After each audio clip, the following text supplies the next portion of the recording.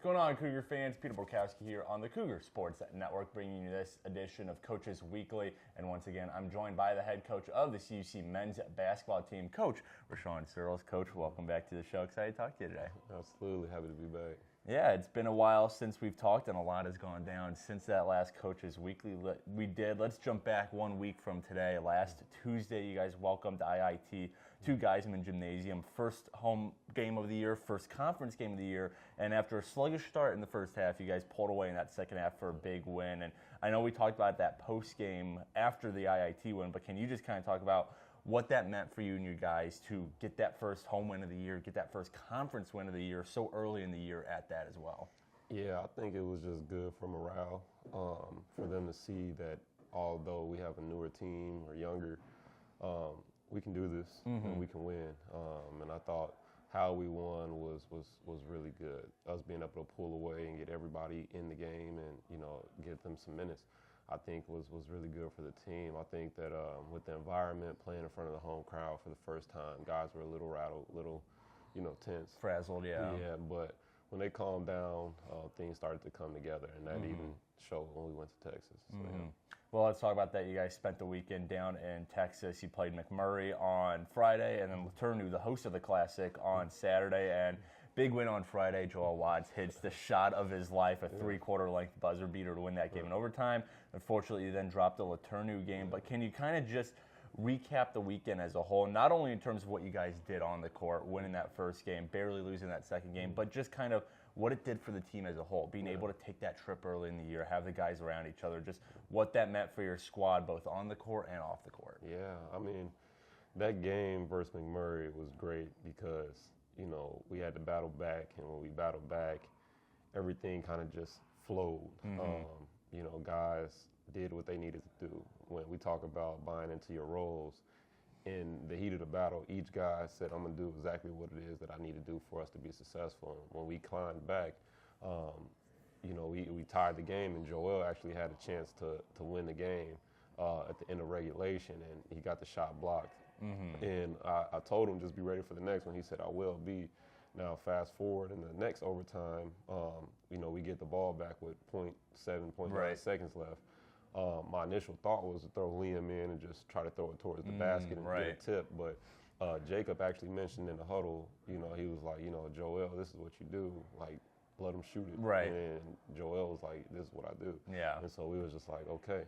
And I in that moment, one thing I realized is that they trust each other, and they actually understand the strengths and weaknesses of each other. And, it just kind of played out. It was fairy tale ending, but I thought ultimately the trip, just Laterno game, going Top Golf and playing cornhole, and touring the city and doing all these different things, I think just brought them closer, even from staying in rooms with guys that they necessarily wouldn't hang out or talk to as much. Guys got closer and came together and got a better understanding of each other. And I just think that win, and even the Laterno game, which, was a tough loss, but I think the guys are slowly understanding that, hey, we can really do something special here. So I think it was a really good trip. Yeah. Well, we mentioned Joel Watts. I want to bring Darian Williams into this too, because those are two guys, they were key bench players last year. They're put in the starting lineup this year. They're both averaging double digits, which they didn't do last year. Williams is at 15 a game. Joel's about 12, I believe. So can you talk about the growth you've seen out of those two? Because, again, they were key contributors to the team last year. I mean, Joel was kind of your sixth man. But this year they seem to have taken even another step and are now really good parts of that starting lineup. No, absolutely. One thing, with Joel and with Darian is they are two of the hardest workers we have on the team, and they were even that last year and the year before with D being a part of the team. I got to give him kudos because with D, he started as a manager, then worked his way to JV and then rotation, and now he's a starter. And it's just a kudos to him that, you put the work in, it eventually will pay off. And coming into this year, I told Joel, I told Darian that, you guys are going to have to make a leap. We lost so much scoring last year that you guys are next up, and we're going to really depend and rely on you to make plays. And they embraced the storm. I think D had a chance this weekend to really get his footing. He made some shots in the IIT game, and I think now his confidence and his rhythm is starting to pick up. And same with Joel. You've seen the last couple minutes of both the McMurray and Laterno game where, you know, he didn't hesitate, he didn't question, he just went. And I think the guys are starting to really hone in on what it is that they need to do for this team. And they're enjoying it. Yeah. Well, you got a couple interesting tests on your hand this upcoming week. You head to University of Wisconsin Parkside tonight for an exhibition game. They're a Division II school. And then on Saturday, you host Elmhurst, who's always a talented squad. I mean, talk about what you want to see out of your team this week. These are two very good opponents. Again, the Parkside game won't count against the record, and then Elmhurst is just a talented D3 team. So what do you really want to see with your team against these two tough opponents? You know, wins, losses aside, just what do you want to see on the court when they're playing these high-level competitors? Yeah, I want to see consistency. One thing that we did struggle with in Texas was running plays, you know, knowing where to be, when to be there. So I want to get better at that. I want to see that we can actually, you know, run a set when we need to. Right.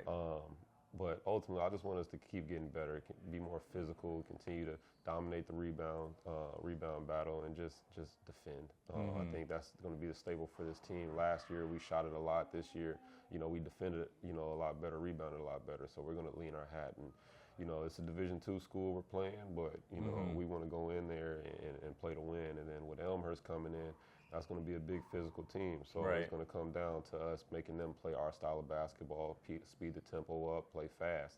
And, you know, the guys still remember, especially the ones from last year, that, you know, that loss that we took where we led the entire game and Elmhurst took it. So they're pretty eager for that matchup, especially with them coming to Geisman. So For sure. Well, CUC men's basketball, they head to Kenosha to face Parkside tonight in an exhibition at 7 p.m., and then they host Elmhurst on Saturday at 4 p.m. Coverage for both those games can be found on our website, cucougars.com, and the Elmhurst live stream can be found on our YouTube page, CUC Sports. Coach Surles, thanks again for joining me today. Good luck tonight and on Saturday. Have a good Thanksgiving as well, and I look forward to talking to you when we meet again next week. But until then, this is Peter Borkowski signing off for the Cougar Sports Network and wanting to say, as always, go Cougs! Go Cougs!